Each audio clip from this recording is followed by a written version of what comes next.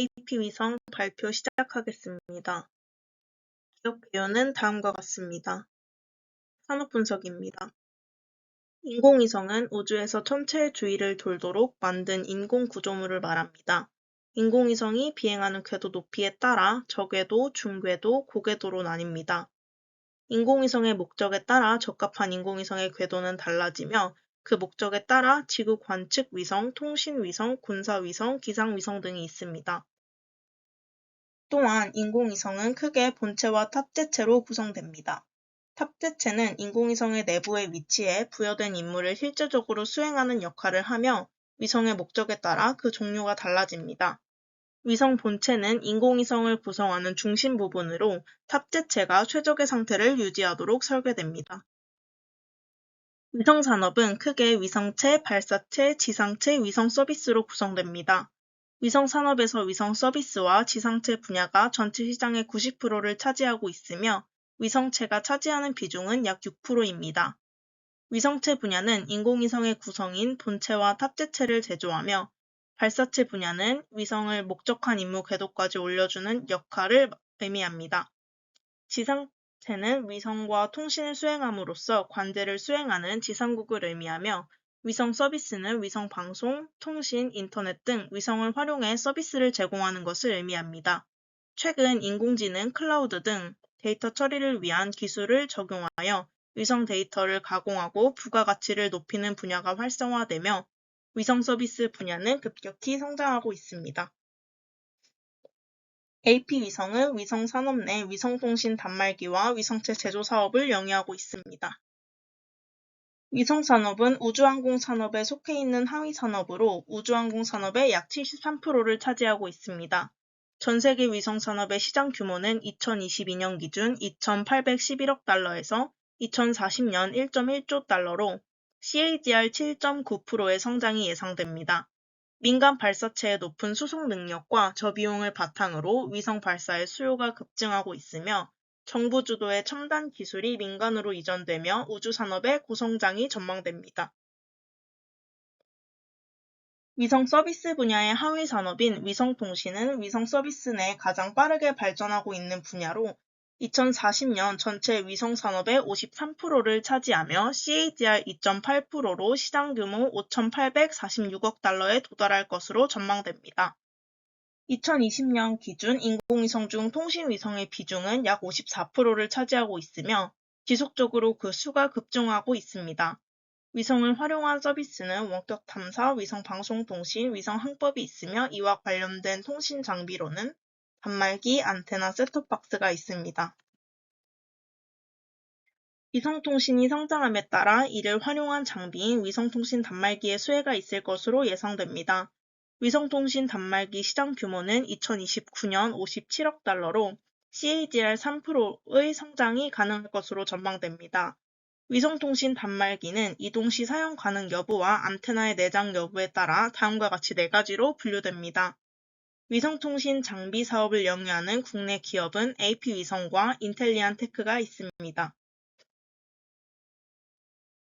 미국은 전 세계 57%에 달하는 압도적인 우주산업 투자를 진행 중이며 다음 5개 국가의 우주개발 예산이 전 세계 우주개발 예산의 83%를 차지하며 우주개발 트렌드를 주도하고 있습니다.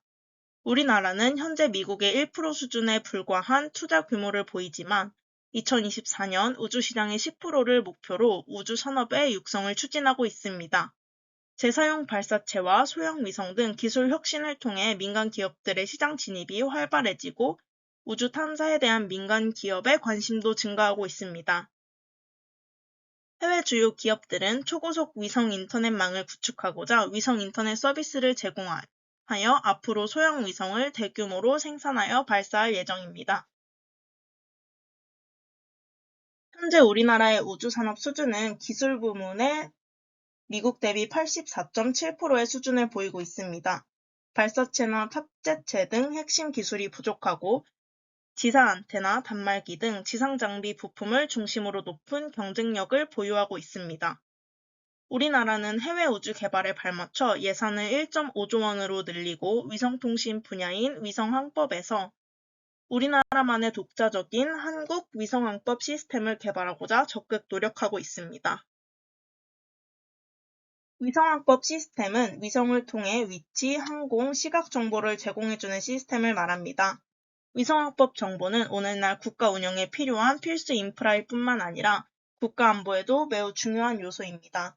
그래서 우리나라는 한국항공우주연구원에서 위성항법 정보의 정확성을 높이고 해외 의존도를 줄이기 위해 한반도와 그 인근 지역을 중심으로 운용되는 한국형 위성항법 시스템 KPS 개발에 착수하였습니다. 현재 KPS 1호기 위성을 발사하였고 앞으로 2호기에서 8호기까지 발사하는 등 2035년까지 사업 완료를 목표로 개발이 진행되고 있습니다. AP위성은 위성통신 분야와 우주기술 분야 두 가지 사업을 영위하고 있습니다. 위성통신 분야에서는 위성 휴대폰 등 위성통신 단말기를 개발 제조하고 있으며 우주기술 분야에서는 위성체의 본체, 탑재체, 지상체 위주의 부분품을 개발하고 있습니다. 매출 구성은 위성통신 단말기가 63.5%로 해외 수출이 100%이고 인공위성 및 부분품 개발이 22.6%로 내수 100%입니다. 고객사는 사업 부문별로 나누어 볼 수 있습니다. 위성통신 분야에서는 두바이 소재 위성통신 사업자인 투라야가 있으며 2016년부터 위성통신 단말기를 독점 공급하고 있습니다. 투라야는 세계 5대 통신 사업자로 모회사인 야셋은 두바이 위성통신 사업 시장 점유율 1위를 차지하며 견고한 성장을 이어가고 있습니다. 현재는 투라야 2호기, 3호기 위성 2대가 전 세계 3분의 2에 해당하는 커버리지를 대상으로 서비스를 제공하고 있으며 이 위성에 맞는 단말기를 AP위성이 공급하는 구조입니다. 다음은 우주기술 분야입니다. 우주기술 분야에서는 항공우주연구원, 과기부, 카이스트, 넥스원 등 국내 대기업과 정부 연구기관이 주요 고객사입니다. 현재 AP위성은 여러 인공위성 관련 국가 사업에 참여하고 있으며 매출은 개발 용역을 수행하며 발생하고 있습니다. 위성통신 단말기 부문에서는 세계 최초 통신갭을 연결하는 듀얼모드 위성 핸드폰인 투라야 XT 프로 듀얼과 최초 안드로이드 기반 위성 휴대폰인 투라야 XT 터치가 있습니다. 스카이프는 최초 셀룰러 및 위성 연결을 갖춘 범용 스마트폰으로 2024년도 상반기 출시 예정입니다.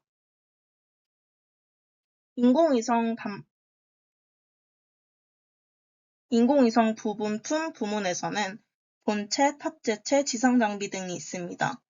표준 탑재 컴퓨터는 AP위성이 최초 국산화에 성공한 어느 위성에나 탑재할 수 있는 위성 컴퓨터입니다. 탑재체로는 고속 자료 처리 장치, 지상 장비로는 지상 시험 장비가 있습니다.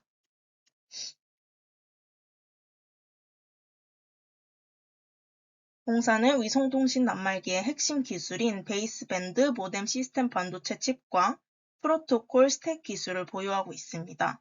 국내에서 해당 기술을 가진 유일 기업이며 전 세계 3개의 기업만이 해당 기술을 보유하고 있습니다.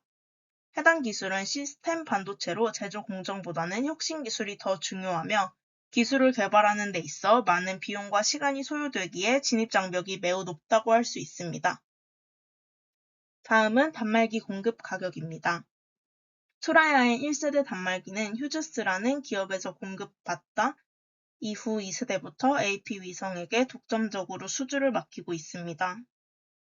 AP위성이 미국의 대기업보다 경쟁 우위를 가질 수 있었던 이유는 50%에서 70% 낮은 단가입니다. 현재 AP위성은 장기적으로 계약을 맺고 있는 공급자로부터 낮은 가격에 원재료를 매입하는 등 매입 가격 안정화에 성공하여 낮은 가격에 단말기를 공급할 수 있게 되었습니다.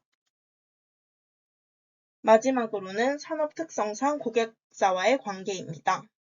위성통신 사업자가 운용하는 위성의 접속 규격에 최적화된 핵심 반도체와 프로토콜 스택을 보유해야 하기에 쌍방 독점 관계가 형성되어 있다고 할 수 있습니다.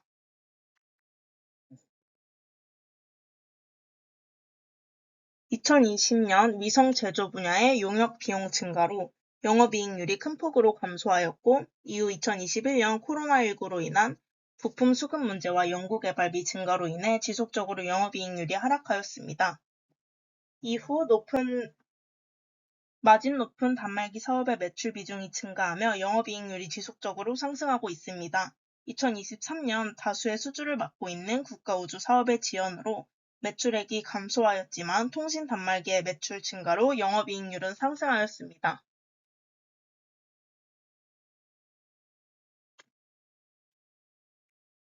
동사는 자산 건전성 역시 양호한 모습을 보여주고 있습니다. 2023년 당기순이익의 증가로 영업활동 현금 흐름이 증가하였고, 토지, 기계장치, 건설 중인 자산 취득으로 인해 투자활동 현금 흐름이 감소하였습니다. 안정성 측면에서 동사는 업계 대비 낮은 부채 비율을 보여주고 있습니다.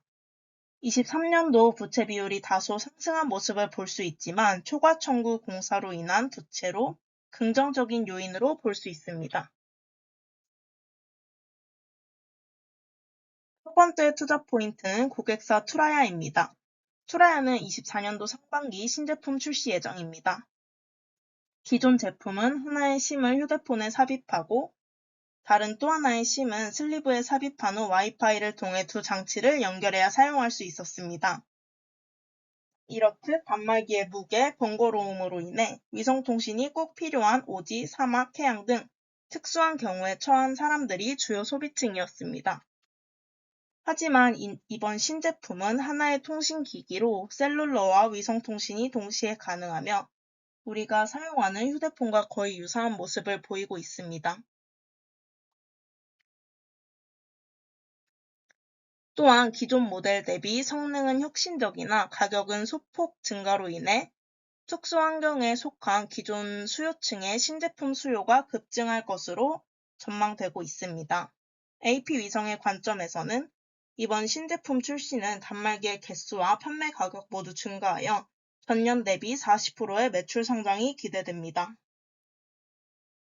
다음으로는 투라야의 4호기 위성 발사입니다. 현재 2호기, 3호기가 전 세계 3분의 2에 해당하는 지역에 서비스를 공급하고 있습니다. 2호기 위성의 경우 2026년 수명이 종료될 예정으로 이를 대체할 투라야 4호기 위성의 발사가 2025년도에 예정되어 있습니다.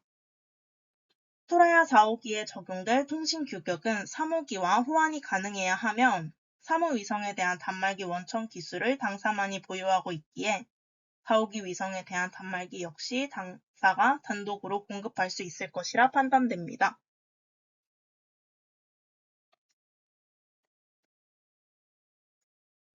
두 번째 포인트는 정부 우주 개발로 인한 추가 수주입니다. 다음 표는 AP 위성이 참여하고 있는 정부 사업과 개발 현황입니다. 현재 국가의 인공위성, KPS, 발사체 등 다양한 국가 우주 개발에 참여하고 있음을 알 수 있습니다. 앞으로 정부가 2025년까지 발사할 대부분의 인공위성에 AP 위성의 부분품이 하나 이상 사용되고 있으며 수년간 국가우주개발 사업에 참여하여 기술력을 인정받은 바 있습니다. 이러한 기술력을 바탕으로 선보인 레퍼런스를 통해 정부의 추가적인 수주가 있을 것으로 예측됩니다. 다음은 리스크입니다. 2023년도 러시아에서 발사 예정이었던 우리 인공위성이 러우 전쟁으로 인해 발사 연기된 바 있습니다. 이는 24년에서 25년 발사 예정이며 23년도 이로 인해 당사의 매출이 소폭 감소하였기에 리스크가 될 수 있다고 판단하였습니다. 또한 스타링크, 원앱 등으로 인한 위성통신 단말기의 장기적 수요가 축소될 수 있습니다.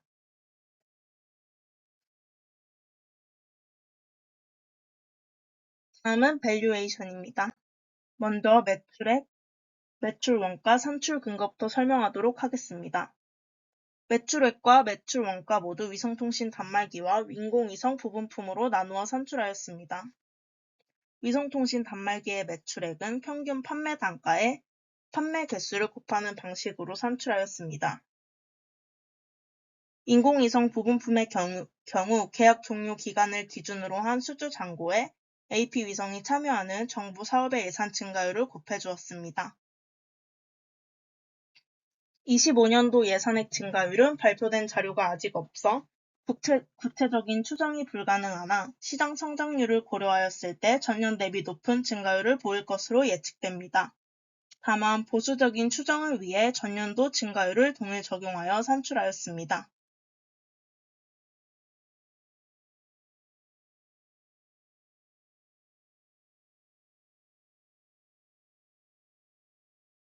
(2024년도) 매출액 670억, 매출원가 386억 원, 판관비 118억 원, 영업외 손익 17억 원, 법인세 35억 원, 당기순이익 148억 원입니다. 2025년 매출액 840억 원, 매출원가 476억 원, 판관비 147억 원, 영업외 손익 17억 원, 법인세 44억 원, 당기순이익 189억 원입니다. 2024년도 예상 EPS 981원, 타겟퍼 24.53, 적정 주가 24,100원, 상승 여력 41%입니다. 2025년 예상 EPS 1,255원, 타겟퍼 24.53, 적정 주가 39,000원으로 상승 여력 28%입니다. 24년, 25년 상승 여력 41%, 28%로 투자 의견 바이 제시합니다.